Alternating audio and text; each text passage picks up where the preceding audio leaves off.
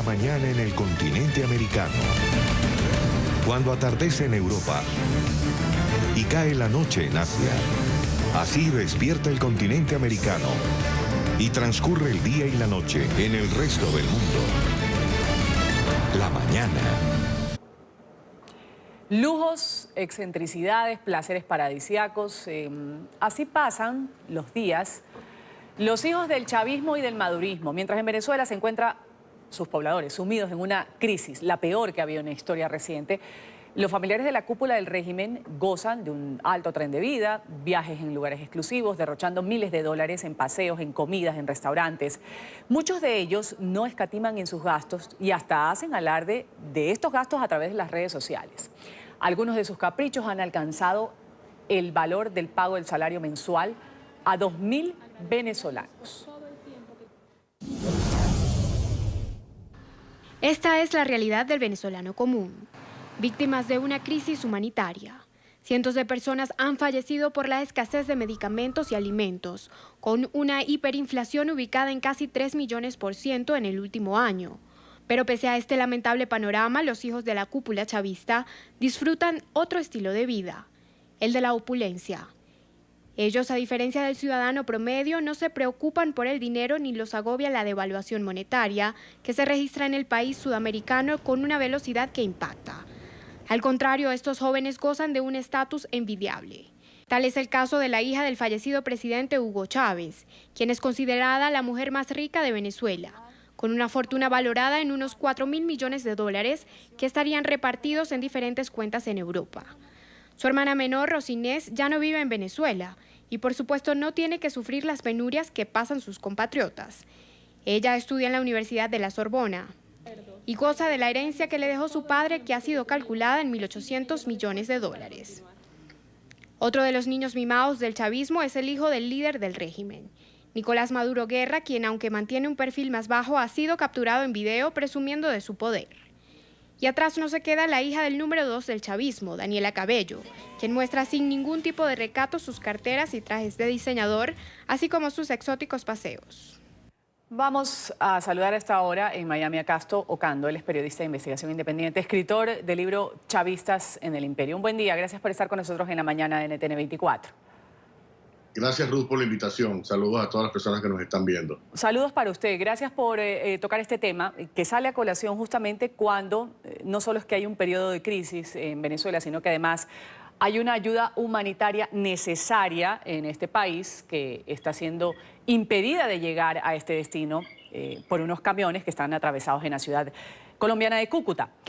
En la actualidad, un kilo de harina de maíz en el mercado negro en Venezuela puede alcanzar un precio de 4.000 bolívares, un costo demoledor para los ciudadanos si se considera que el salario mínimo en Venezuela es de 18.000 bolívares.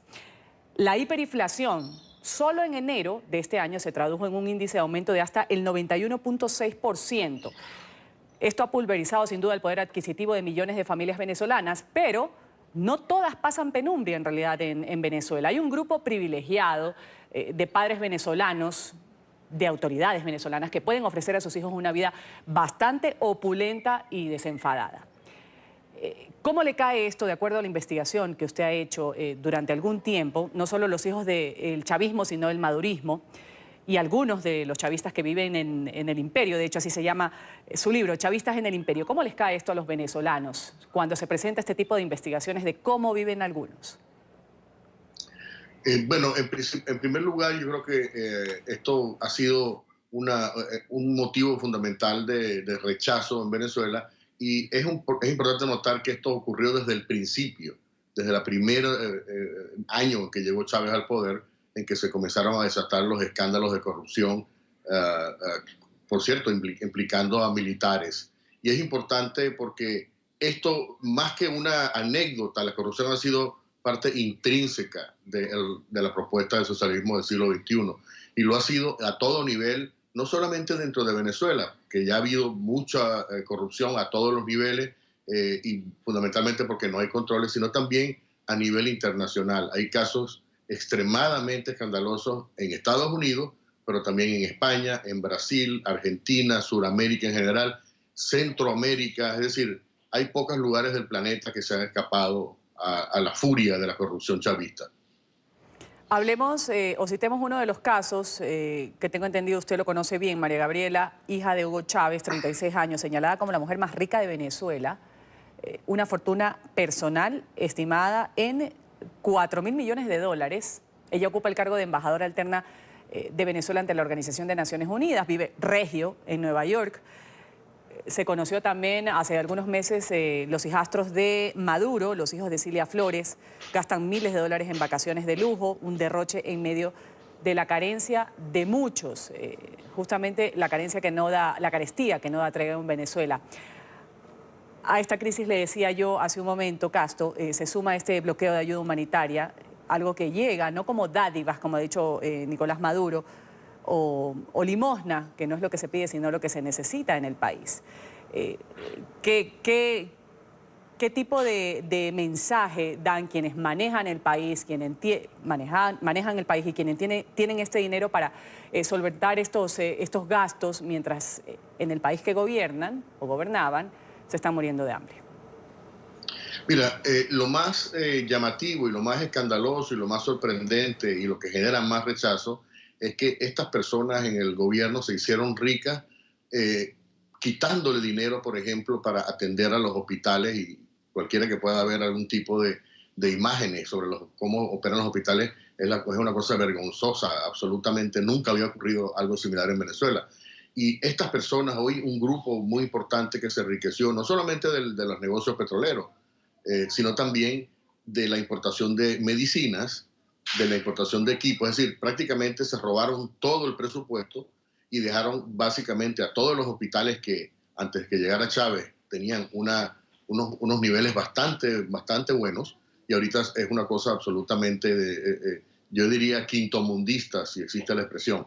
Entonces, y por otro lado, las redes de alimentación quedaron cooptadas o controladas por estos mismos operadores que utilizaron y utilizan el gobierno la comida como una manera de control social. Por eso es que a ellos no les interesa que llegue la ayuda humanitaria, porque en el momento en que la gente comience a percibir que hay otras fuentes, que la oposición o el gobierno del presidente interino o Estados Unidos o todos los países que quieren ayudar comienzan a proveer, ya el gobierno pierde automáticamente la capacidad de extorsionar a través de los CLAPS, que son estas famosas cajas de alimentos, y entonces pierden la capacidad de controlar la sociedad.